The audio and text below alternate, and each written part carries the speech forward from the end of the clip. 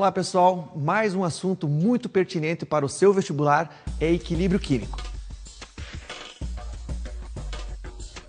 O equilíbrio químico é caracterizado através de uma reação que vai ocorrer por dois sentidos. O sentido direto, que a gente chama de V1, e o sentido inverso, que a gente chama de quem? De V2. A equação pode nos mostrar isso, ó, XA mais YB, formando por dois sentidos, ó, o V1 que é o sentido direto e o V2 que é o sentido quê? Inverso, produzindo ZC mais WD. Então a reação ela ocorre nesses dois sentidos. Mas quando que ela ocorre? Quando o V1 for igual a V2, certo? Mas quando que você consegue determinar que essas essas velocidades são iguais? Quando as concentrações dos reagentes e produtos forem o quê? Constantes. Isso nós vamos ver depois de um gráfico. Vou retomar esse assunto aqui.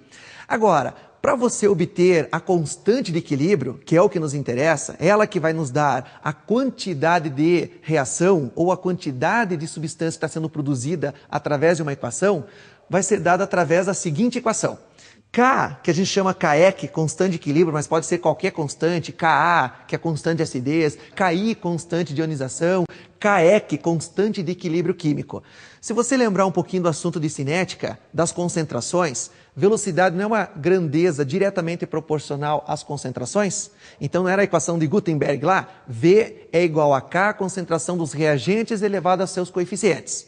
Então, se você pegar e todas aquelas equações e, não vamos deduzir fórmula agora, mas agrupar isso numa dedução, você vai obter que a constante de equilíbrio vai ser dada por quem? Produto sobre reagente. Guardem essa equação, megamente importante. Agora, se a quantidade de produto for grande e a quantidade de reagente for pequena, quer dizer que a reação está sendo deslocada mais para o lado do produto. Então a constante vai ser o quê? Alta. Se o produto for pequenininho e o reagente for grandão, o número for grande, quer dizer que a reação está mais para o lado de quem? Do reagente. Então, através do valor da constante, nós podemos obter mais produto ou menos produto. Então, ela te dá essa noção de quantidade. Agora, o gráfico pode mostrar essa situação de equilíbrio. Olha só, você tem o gráfico de concentração por tempo. Quem que está no início de uma reação que nós vimos lá no assunto termoquímica? O reagente. Quem que está o final? O produto. Então, no início, você não tem produto, você só tem reagente.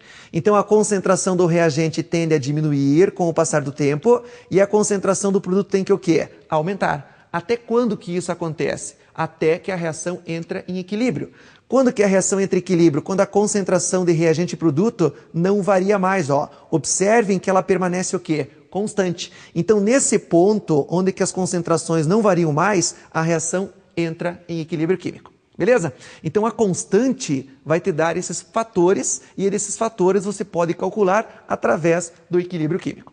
Agora, o assunto que mais cai no vestibular é deslocamento de equilíbrio.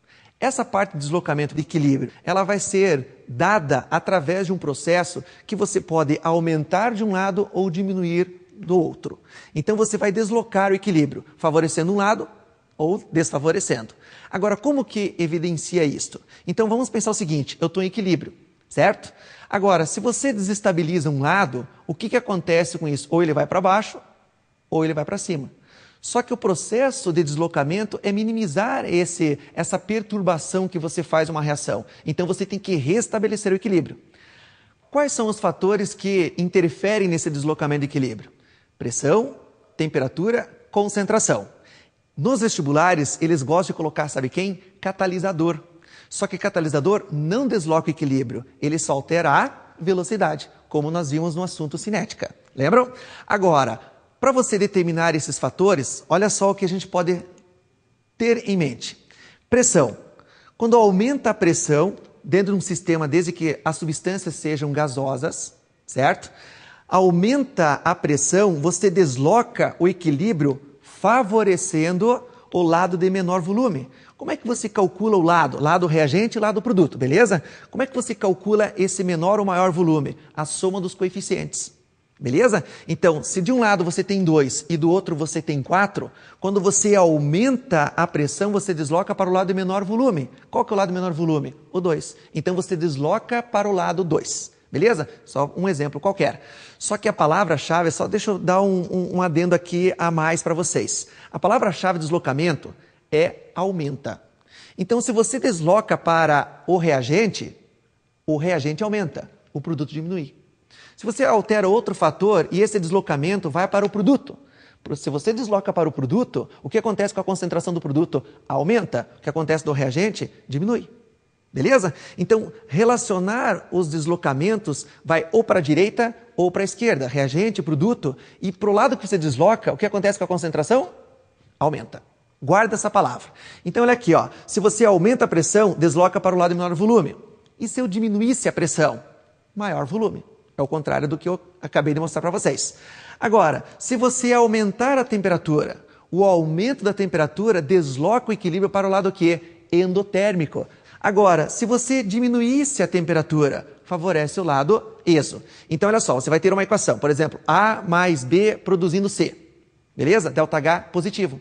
Então, no sentido de formação de C, o ΔH é positivo. Então, essa reação, a seta de cima, que está apontada para C, é um processo o quê? Endotérmico. Escreva em cima, endotérmico.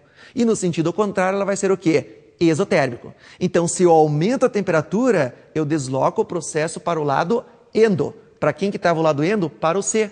O que acontece com a concentração de C? Aumenta. A concentração de A e B diminui. Agora, se você aumentar a concentração de um lado, você desloca para o lado oposto. Então, se você coloca no reagente, você desloca o equilíbrio para onde? Para o produto. Se você coloca no produto, você desloca para onde? Para o reagente. Opa, se eu estou deslocando para o reagente, o que acontece com a concentração para o lado do reagente? Aumenta. Sempre a palavra é aumenta. Para o lado que você desloca, aumenta. Agora, se você diminui a concentração de um lado, para que lado que você vai deslocar o equilíbrio? Para o mesmo lado. Então, retirou do reagente, desloca para o reagente.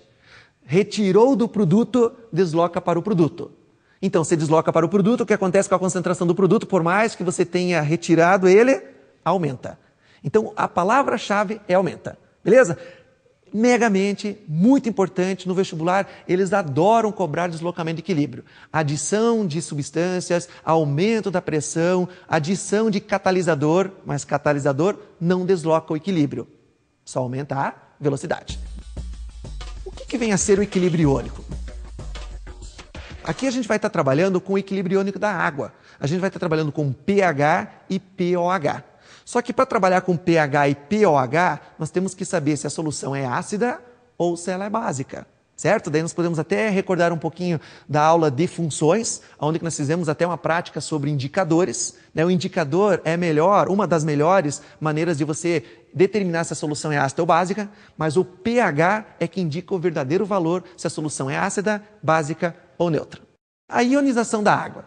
Se você for fazer a ionização da água, a auto-ionização da água é fazer o seguinte: a água se ioniza liberando o quê? O H+ e o OH-. Lembra de funções? Quem que é um ácido? É o H+. Quem que é uma base? É o OH-. Certo? Se você montar a constante de equilíbrio, lembra que nós vimos em equilíbrio? Como é que você monta uma constante, né? Produto sobre reagente? Quem que é o produto? H+ e OH-. Então, é produto sobre o reagente, que é a água. Só que quando você faz a ionização da água, a concentração de água, ela se mantém constante. Então, K é uma constante, água é uma constante. O que dá uma constante multiplicada por outra constante? Uma nova constante, que a gente vai chamar de KW. O que é KW? Cada água, water, em inglês. Bonito, né? Um inglesinho aqui, ó. Então, ó, se você eliminou a água aqui de baixo, isso quer dizer que a concentração de água multiplicada pela constante de equilíbrio que nós tínhamos antes resultou nessa nova constante, que a gente chama de KW. Agora, KW é igual a concentração de H+ vezes a concentração de OH-. Só que aí nós temos um padrão. A água está a uma atmosfera e 25 graus Celsius. Que é uma condição padrão. E nessa condição, a quantidade de água que se ioniza é 1 vezes 10⁻⁷ mol por litro. Então, se você colocar na equação a quantidade de água que está se ionizando e formação de H+ igual a 10⁻⁷ e de OH- 10⁻⁷, quanto que dá 10 vezes